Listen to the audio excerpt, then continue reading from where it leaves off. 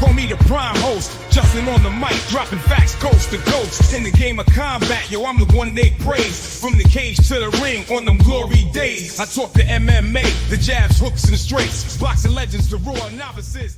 Welcome to episode 2 of Combat News Today here on the Glory Days Network. I'm your host, Justin, and today we're talking about UFC 304, Leon Rocky Edwards versus Belal. Remember the name Muhammad for the middleweight title. Also, Tom Aspinall versus Curtis Blaydes for the heavyweight interim title. It's going down tonight. Pay-per-view starts at 10 p.m. live from Manchester, England at the Co-op Arena, Saturday, July 27th. Let's get into it. So before we dive into the main event, I just wanted to comment quickly on the fact that this fight is coming live from Manchester, England. Manchester and British crowds in general, it's just one of those crazy fight atmospheres. They really bring the energy. It makes the event that much more electric. They really get behind their fighters. We've got a stacked English card tonight. You've got Tom Aspinall. You've got Paddy Pimblett. You've got Leon Edwards, obviously. You've got Arnold Allen. You've got Meatball Molly McCann, and I'm sure plenty of other British fighters that are native to the area, so the place is going to be electric.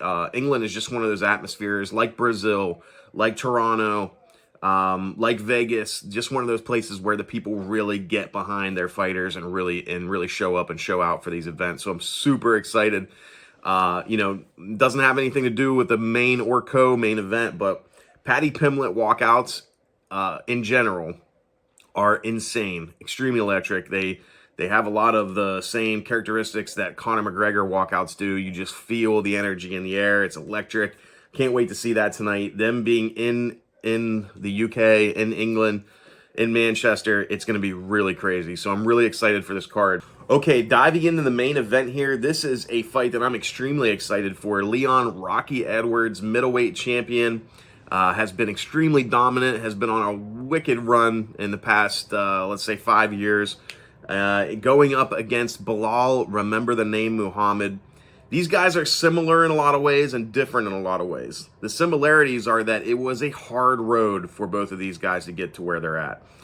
Leon Rocky Edwards' career was kind of riddled with mishaps and mistakes, not always on his part, but just a lot of unfortunate series of events that kept him away from the title for longer than it should have been.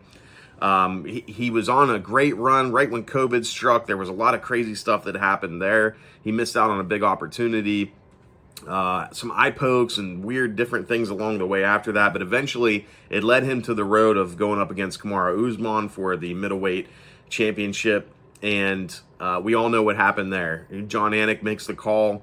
End of the 5th round. Leon Edwards is getting handled pretty well by Kamaru Usman, and he brings a head kick he shoots a left straight, causing Kamaru to dip right into his high left head kick, which knocked Kamaru out cold, flatlined him.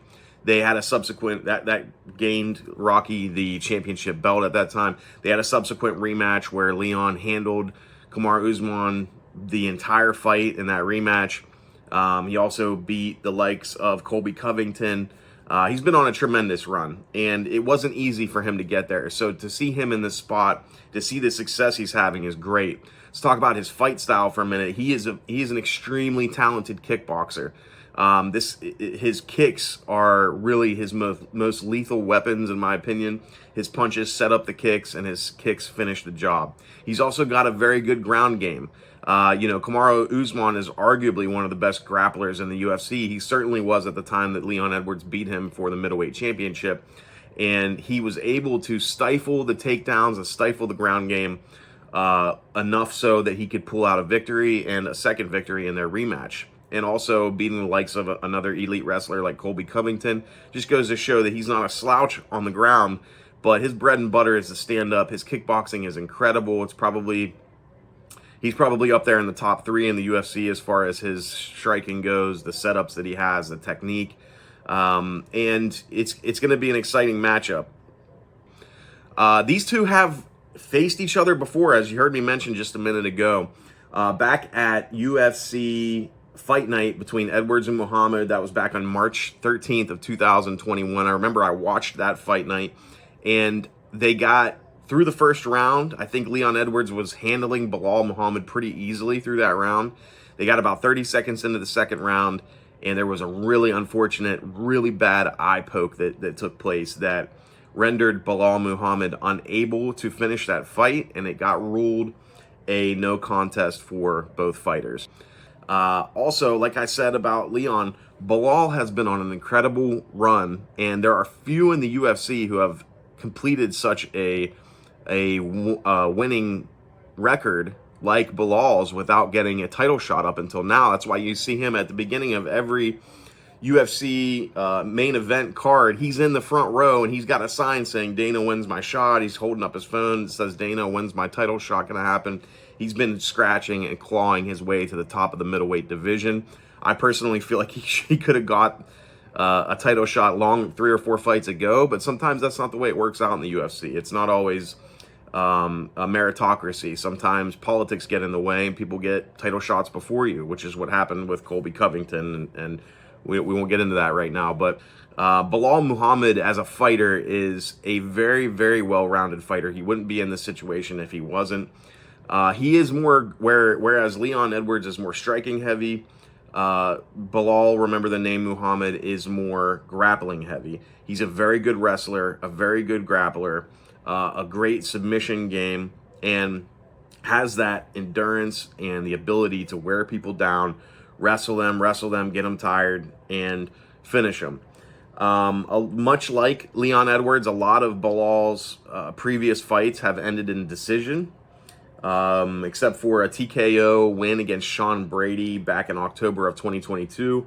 Most of the rest of these wins come by decision. So the same thing is true about Leon Edwards as well. He's not a knockout artist. Neither of these guys are. They just grind and wear on their opponents. So I'm excited for this matchup tonight. I really, really am. I don't know which way I'm leaning right now. I gotta give the edge to the champion just because of the confidence he's riding in with. The fact that he's faced a lot of good grapplers before, like Kamaru Usman and Colby Covington, and has handled them well and dispatched them. Knockout against Kamaru, decision against Kamaru, decision against Colby. I would expect to see the same thing tonight. If I was a betting man, and we're going to talk about the bets here in a minute, my money would probably be slightly favored towards Leon Edwards, but do not count out Belal Muhammad. He's waited a long time to get this opportunity. He's been through the gauntlet, and I expect for him to take advantage of this opportunity to try and become the middleweight champion of the UFC. So let's go ahead and dive into our co-main event. This is for the interim heavyweight title between Tom Aspinall and Curtis Blaydes, two of the mainstays in our heavyweight division in the UFC. I am super excited for this fight. Curtis Blaydes is one of my favorite heavyweight fighters in the UFC. I love his style. He's more grappling heavy, but he has tremendous striking ability from the clinch, from the dirty boxing positions, from the Muay Thai positions, and obviously on the ground and pound. He is a force to be reckoned with. But on the other side of that, you've got the interim champion, Tom Aspinall, British fighter. These guys are both monsters. They're 165, 164. They're both probably going to be 280-ish pounds tonight come the time they step into the octagon. And I'm really excited for this fight. I think that just like in the middleweight championship fight between Leon and Belal, we've got one fighter in Tom Aspinall who is a striking heavyweight in the division, and we've got a grappling heavy Curtis Blaydes who relies more on his grappling in these fights. Both TKO, submission, TKO, KO with punches. Tom Aspinall is a top-notch striker at heavyweight, and he is looking to hold on to that interim title because he wants that shot against the winner of John Jones and Stipe Miocic, which is holding up the actual undisputed heavyweight title at this time. Incredible win streak here that's going on. These guys, a lot of similarities between the main event and the co-main event. These guys, just like the main event, have faced each other before, and that fight didn't really get to come to fruition because of a weird freak injury. In the Leon and Belal fight, it was an eye poke in the second round. Between Curtis and Tom Aspinall, they have faced off in the octagon against each other before, but in the very first round, about 20 to 25 seconds into the fight, Tom Aspinall blew his knee out and could not continue. That counted as a loss against his record against Curtis Blaydes, but you know, he had a freak knee injury. He had a freak knee injury that took him out of the fight, and it was really unfortunate we didn't get to see it play out then, but I'm extremely happy to see it get played out tonight.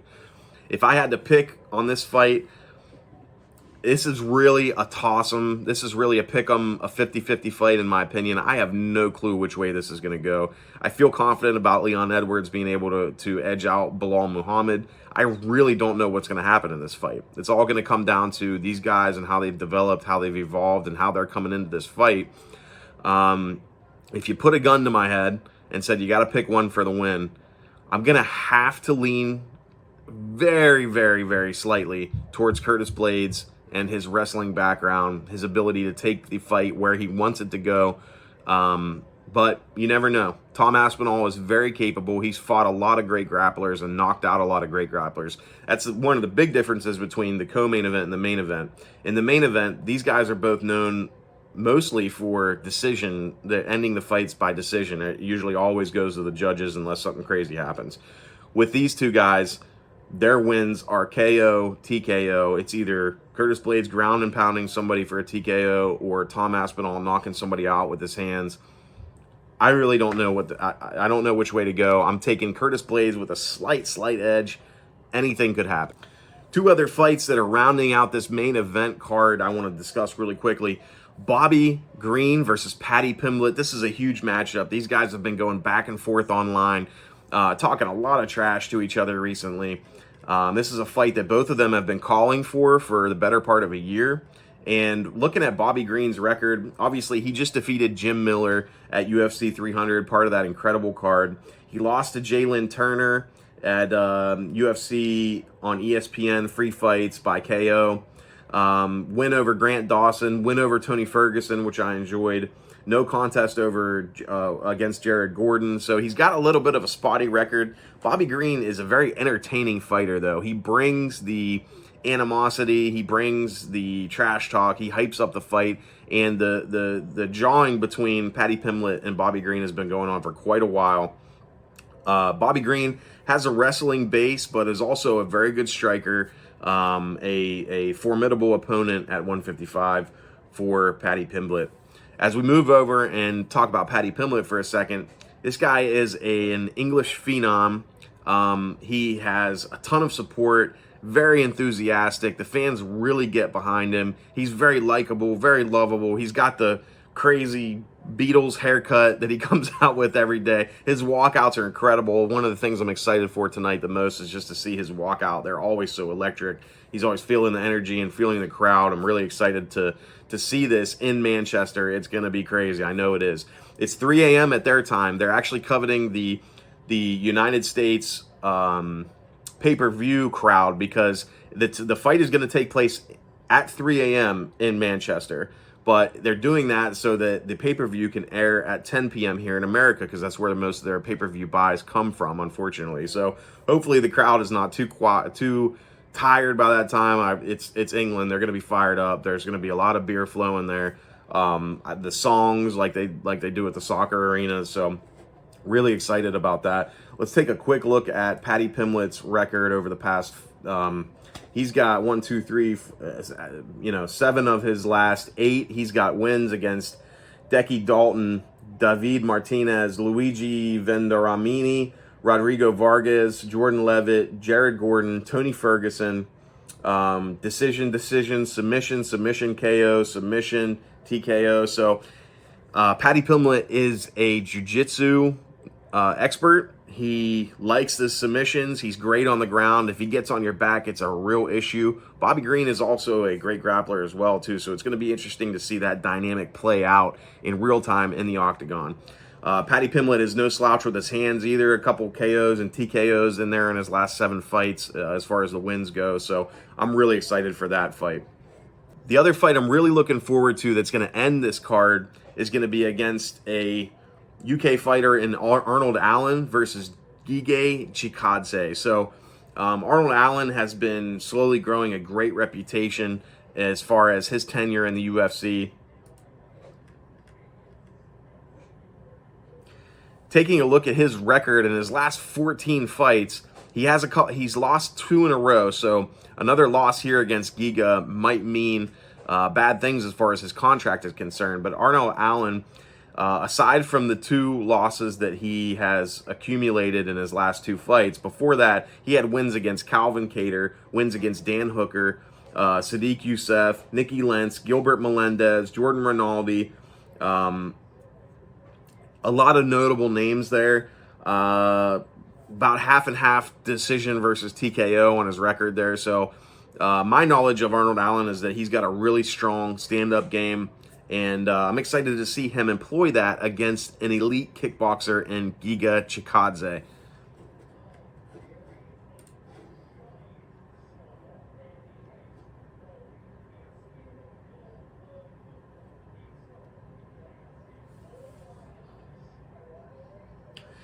Giga is a Georgian kickboxer with some crazy, incredible technique with his kicks, knees, elbows. His kickboxing style is very unorthodox. He throws a lot of crazy stuff. Kind of reminds me of almost like an Adesanya type in the unorthodox stuff that in wild techniques that he throws.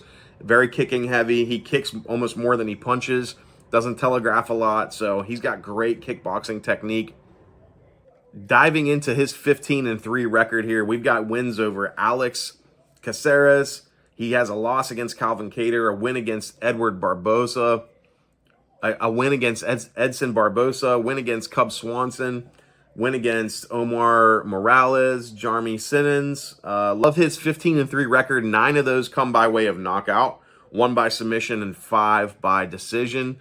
I'm really excited. I love watching Giga fight. When he came on the scene, and, the friends and I were talking about it. We were so excited about it. He hasn't been making many waves lately, so I'm excited to see him get back on the horse tonight against Arnold Allen in Manchester, England.